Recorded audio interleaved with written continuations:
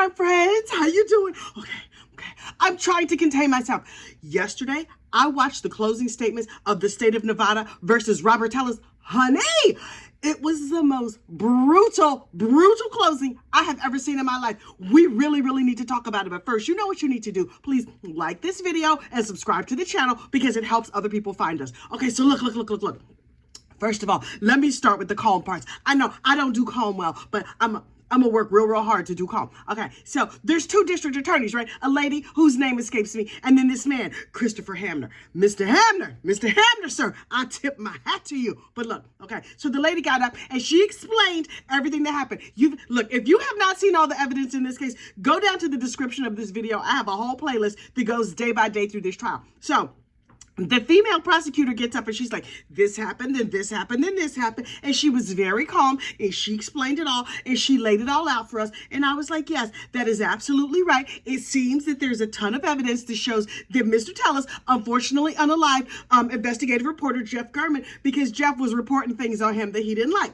Okay, that's fine. And then the defense attorney got up there and was like, listen, we can all be reasonable people. Of course, this evil real estate agency was out to get this public official because that makes a lot of sense. And the state didn't prove it, blah, blah, blah. And then they had this one piece of evidence and they were like, here's a video of the car with the assassin in it driving by, and it looks like there's hair. And I was like, wait, is that hair or is that just a hoodie up over his head? Maybe that was an assassin real estate agent who unfortunately unalived this newspaper reporter who'd said bad things about oh, I got a little amphibian in my throat this morning. Child was trying to take me out. Wait, an assassin amphibian, that is terrible. Hang on. The defense attorney was like, it looks like the driver of the red Tahoe had hair. And you see Mr. Tellis's gigantic bulbous head. There is no hair there. Also, could it have been a wig? That's my question. Also, it could have been a hoodie. It was just a profile. We don't know what we were looking at. It's that whole mountain of other evidence. And I was like, okay.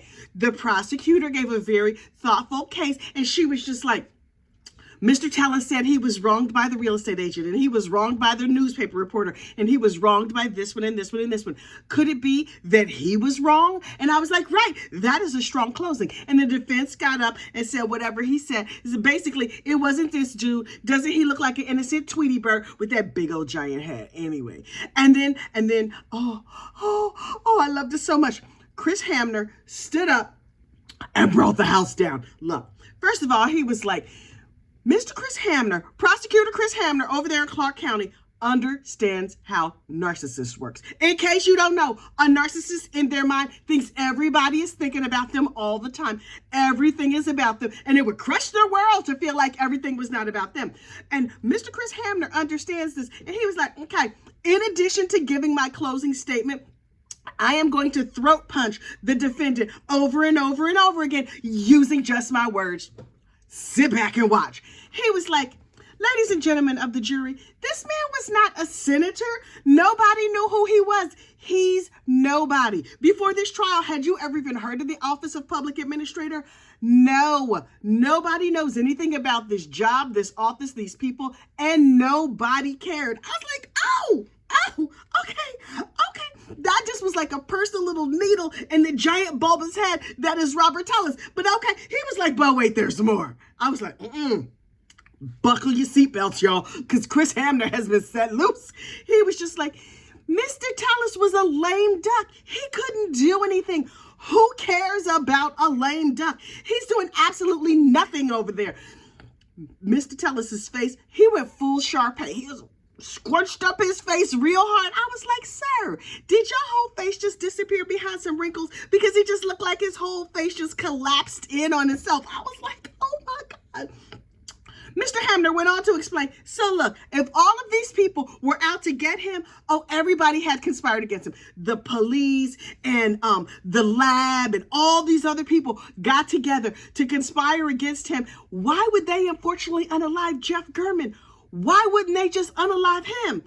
Wouldn't it be easier to unalive him? I was like, sir, it's brutal. Now you're just saying the quiet part out loud. You just gonna say it out here for all of us to see and hear. I'm leaning in. Please say some more. And he was like, and look, We have the video of the unaliver walking down the street. And he said he has a little hitch in his giddy up. I was like, oh, that's cute.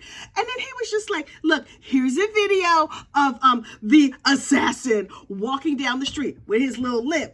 And then he was like, here is a video of Mr. Tellus walking in the office. He has a little limp, right?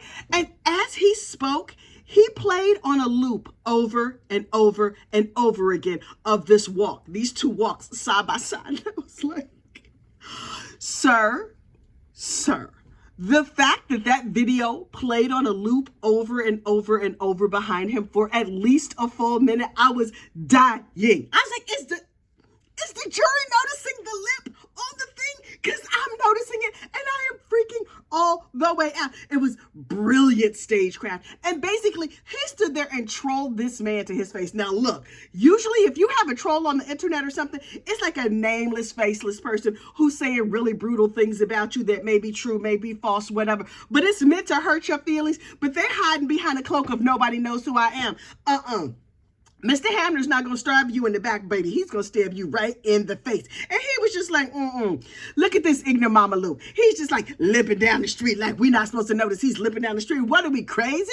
What are we, blind? I was like, dang, okay. And he was like, also, Mr. Tellus says, oh, you would have to be a professional assassin to impale somebody like that over and over and over. He's like, let me tell you this. If you get mad enough, you don't need to go to knife school. It don't take a professional. If you get mad enough, you can...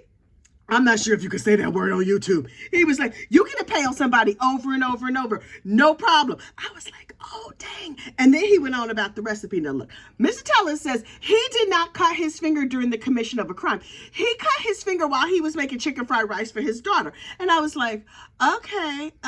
Now, look, Mr. Tellus tried to paint himself as like the ideal dad. He's like, my daughter has diabetes and she does not like the school lunches. So I, with my very own hands, handcrafted a chicken fried rice using a recipe so that I can make it nice and delicious for my child. First of all, people need a recipe to make chicken fried, right? Okay.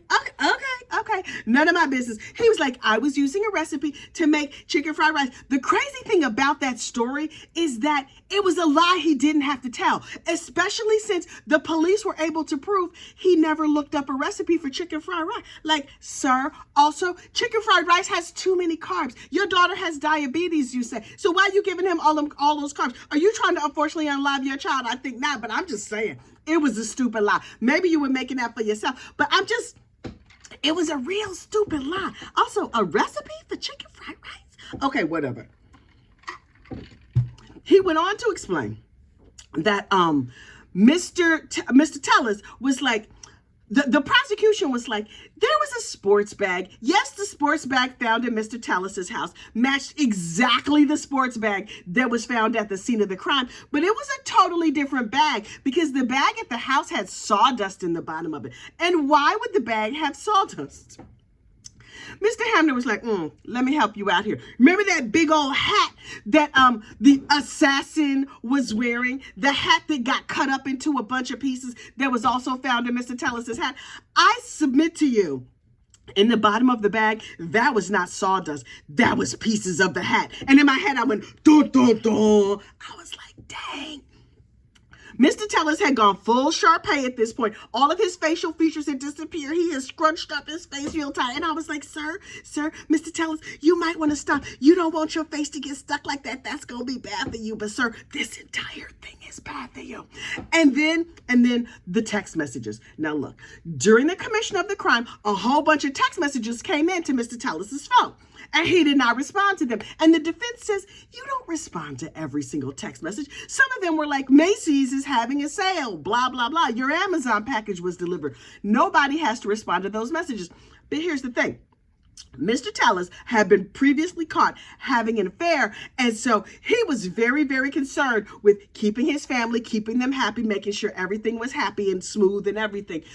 When his wife texts, where are you? Now, let me tell you something. If you're married, if you're not married, if you're in a relationship, if your beloved texts, where are you? You better commit to responding to that text. I'm telling you right now, I don't care what you were doing, baby, I'm right here. Baby, I'm right. I'm not going nowhere. Now, if you had been caught ooching another lady's coochie like this dude was, They had video of him getting out of the backseat of a car with another woman, and she's pulling all her dress down and adjusting herself. And if your wife texts, "Where are you?" I'm telling you, not a millisecond needs to go by before you respond to that message. He never responds to the message. Also, he deletes it off of his phone and off of his wife's phone, but he's not that technologically savvy because the "Where are you?" message stayed on his wife's Apple Watch. Another nail in his coffin. And I was just like, oh my God. And then Mr. Hamner pointed out, listen, while you going through all of this, just remind yourself of his mannerisms on the stand. And I was like, Rorge. Now look, when Mr. Tellers got up there and told all his lies, I mean, when he gave his narrative testimony, and for those who don't know, when you give a narrative testimony, that's because your lawyer is like, listen, I got a law license to uphold. I can't be suborned in perjury. I cannot ask you questions that I know you're going to lie to. So I'm going to let you get up there and say whatever you say, and I'm just going to hide and watch. Child, I'm going to hide and watch. I'm not messing up my law license for this, Mama Lou. And so I'm going to let Mr. Tellers get up there and say whatever craziness he's going to say, and I'm going to sit back, and then we will let the prosecution question him. The fact that he gave his testimony in narrative form, honestly, to me, was just like him saying, the lawyer saying, psst, my client's about to lie, and I don't want no parts of that. I tried my best to defend him, so we're going to let him say whatever. Y'all take it for what it's worth.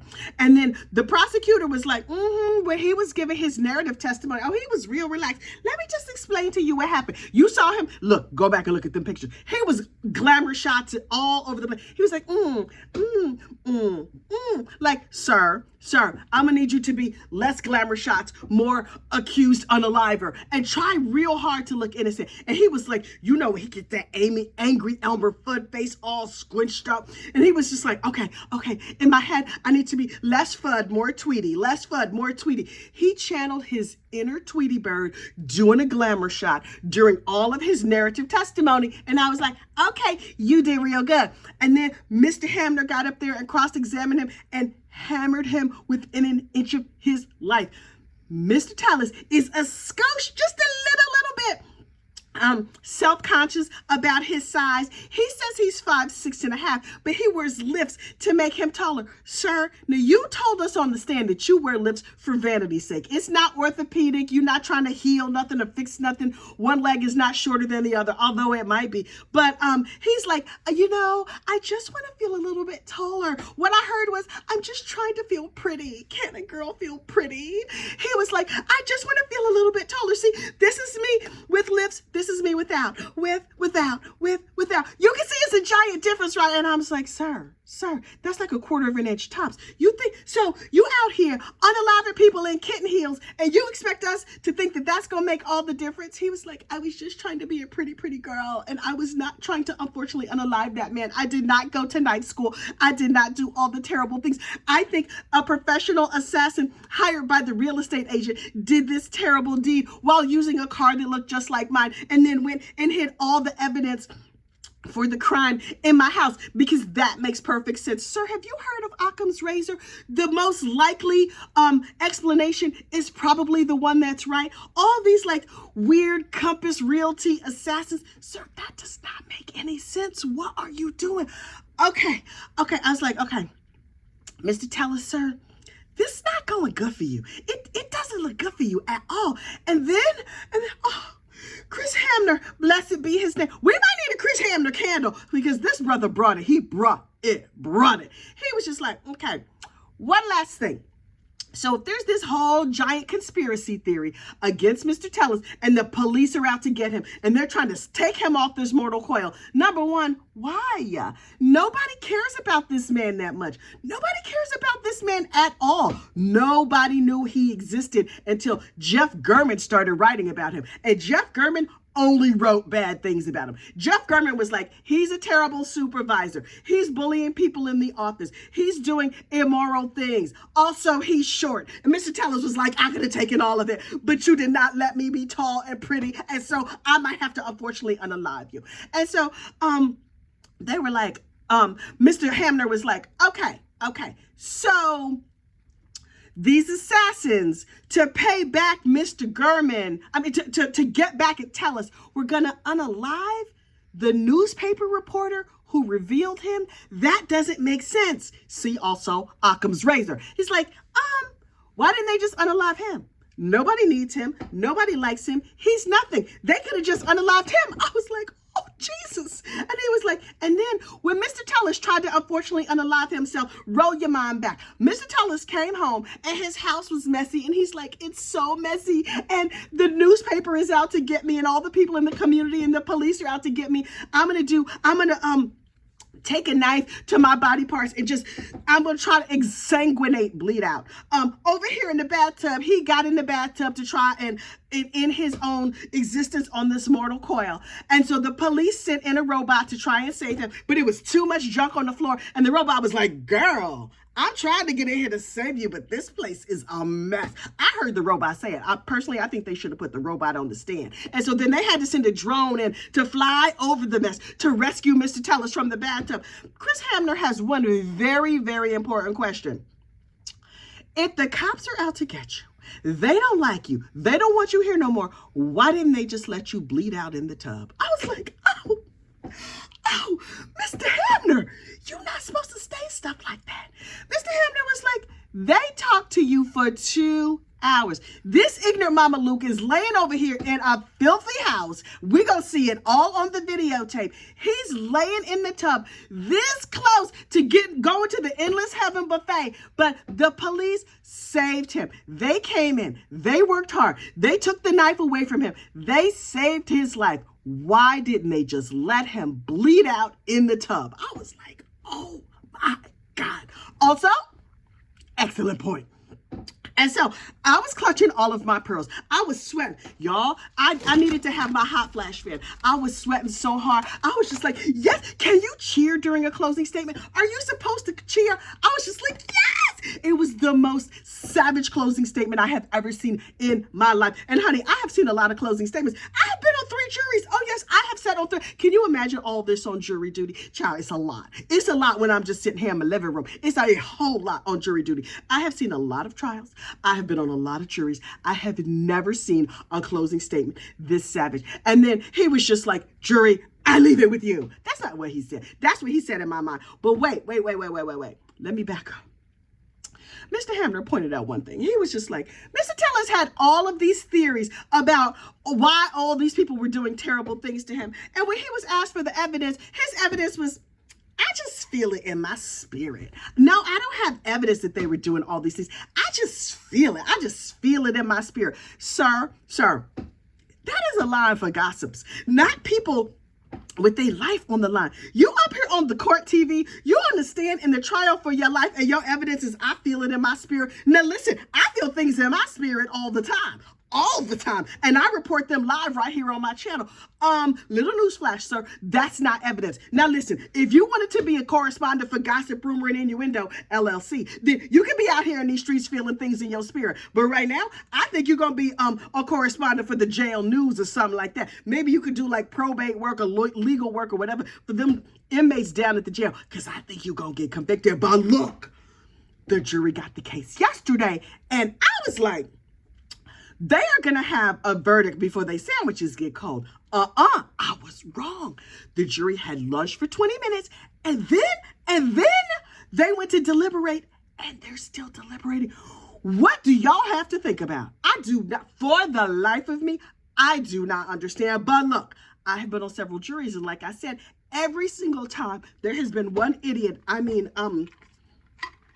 concerned citizen on the jury who's like, promise to uphold the law and stuff, but it doesn't seem right to send people to jail. And everybody else in the room is like, I'm sorry, what? They go for what? On this one juror. There is, without a doubt, I have never been on a jury where there was not at least one juror who was like, jail seems so harsh. I mean, the low threat count on the sheets, I have to sleep on it before I can send somebody to jail. And I'm like, oh Lord. Okay, well, I will get my extra $15 for this day of jury duty, but really I could just be doing other things. So I trust that this jury will come back today. Child, fingers crossed. But either way, we will have something to talk about when we gather here tomorrow to figure out what happens in the state of Nevada versus Robert Tullis. Hopefully, we have a verdict in the morning. I will see you then. Bye.